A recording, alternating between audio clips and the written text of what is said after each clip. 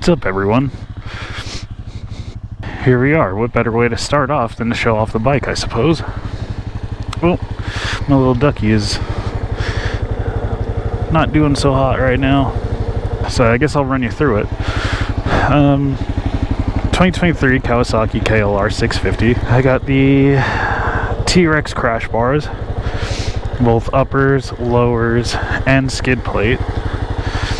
I just put the 1-inch lowering links on. What else is there?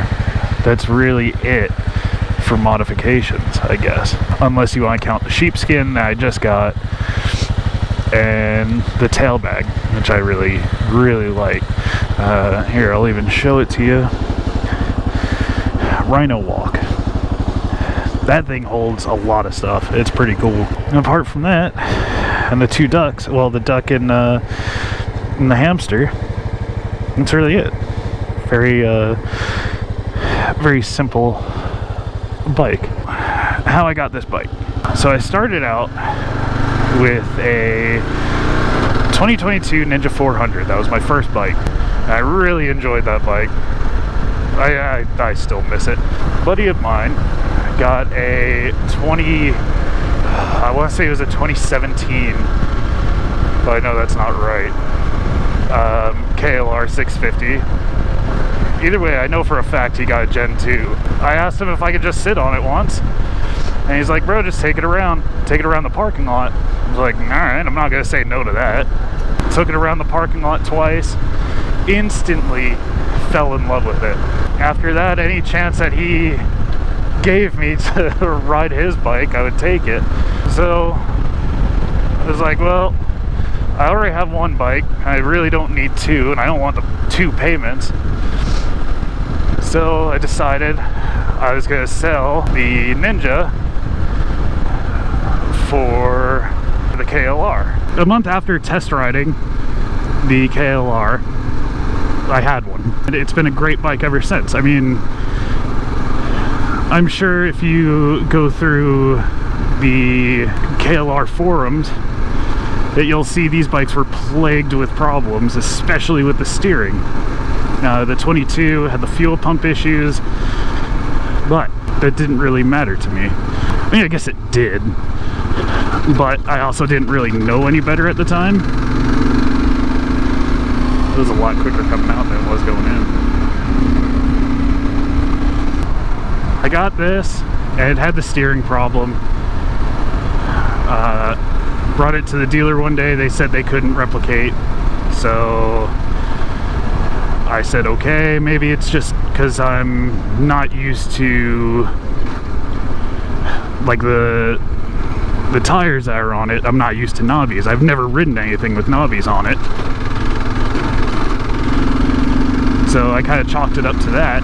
After I picked it up and I rode it to work, and it was a very slow line to leave work that day, the steering made me very uncomfortable. So at that point I had decided I was not going to ride the bike anymore until I got it fixed, which I thought I did by loosening up the triple tree bolt or nut, and the symptoms kind of went away. But just recently, me and two buddies went out on a trail. The problems came back, and they came back a little bit. They came back at the worst possible time, because we had a cliff edge off to the right-hand side, and it's not exactly a place you want to be when your steering doesn't fully work, as I'm sure you could imagine. I decided I was going to buy the lowering links, which I did. And when I install them, I was going to take the steering apart, which I mostly did, until I discovered what the problem actually could have been.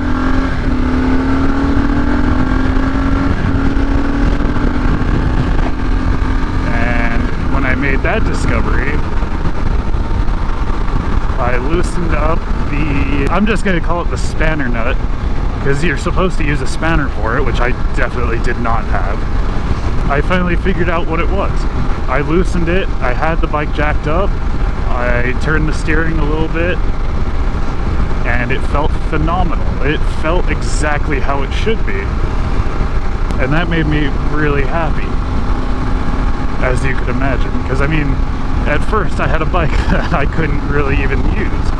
But now that I have it fixed, this feels like an entirely new bike. But part of the reason why I picked this bike, as you can tell here, there is a lot more dirt and sand and gravel than there are paved roads. I mean, you got Mount Lemon up there. There is a back way up there that is all dirt. It's called Reddington Pass. One of these days, I will be trying to do that. When is one of these days? I'm not I'm not totally sure, but we'll see. The last trail that I went on was to Arivaca Lake, which has a road that links it up to Ruby, which is, if I remember correctly, it's one of the oldest mining towns in all of Arizona, which was incredibly neat to see. Sadly, it was closed, so we had to see it from afar. From there, we went to Peña Blanca Lake, and it's somewhere down there, over in that mountain, little mountain range over there. It was a great time. It was an 8-hour trip. That part wasn't so good. That part actually sucked pretty bad. But apart from that, that was actually a great time. I mean, that's the bike I'm on. I love this thing. Don't get me wrong. In a heartbeat, I would take that 400 back. That thing was so forgiving. It took anything that you could throw at it, and it still wanted more. It was such a great little bike. It was so light, you could just easily throw that thing around like this. This is very heavy. If I remember correctly, it's around 2 times as heavy as the Ninja 400 was. I've lived here 2 years, so I'm still discovering places here. Like that place that I just came from. I never even knew about that one. So it was really neat to see. And it could be like a little place that I could just brush up on skills. So, I mean, as I discover places, I could start throwing videos out. Because I'm not gonna lie to you, I'm very awkward when it comes to talking to myself. It's very difficult for me to really come out with something that would be what I feel is worth watching. So I've watched a lot of people since, say, 2010, 14 years. And it all started with a rider's life. And then it just went down a rabbit hole from there. Went to Jake the Garden Snake, Snowcat. One that I still watch as much as I can, really, is Baker X Derek. I love that man. If I were to be completely and totally honest on where I wanted to be, you know, like as a motovlogger, if I had to set one goal, it would be somewhere between Baker X Derek and Adrian Nickelodeon. Adrian Nickelodeon back in the day was my go-to person to watch. He's since slowed down very hard, and that's just how life goes. If my channel takes off, I'm not expecting to, you know, be doing it for the rest of my life. If I could, that would be incredible, but I'm not exactly expecting it. But I mean, we'll see where this takes me. I would absolutely love to be doing something like this, because one, I feel like it's going to make me a lot less awkward when it comes to talking, and two, it'll get me over the fear of being judged. I try my best not to let things like that get to me, but you know, you can only do so much.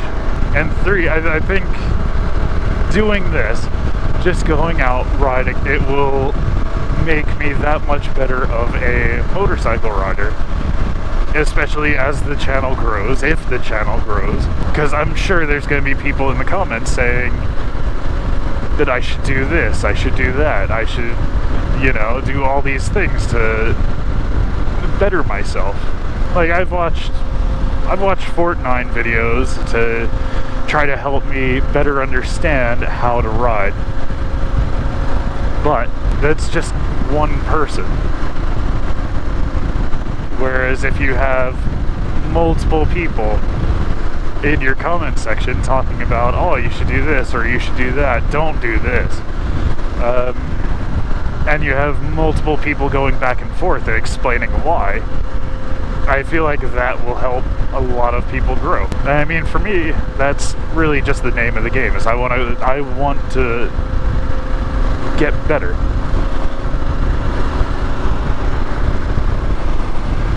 I want to get better at what I'm doing. So, I guess for now, just a slight introduction of what my goals are, and we'll see what happens. All I know is that the future is uncertain. I'm fairly willing to see where it all winds up. For those of you that see this, one, welcome, and two, I would like to know what you did to make yourself a better rider, especially on, you know, bigger, heavier bikes. I'm not expecting to become the best rider ever just by asking people. I mean, obviously I'm gonna have to go out and practice. I haven't really gone out and practiced slow speed maneuvers, and I'm not gonna lie to you, I'm a little terrified of it, because I have already dropped this bike and I know this bike can take it, but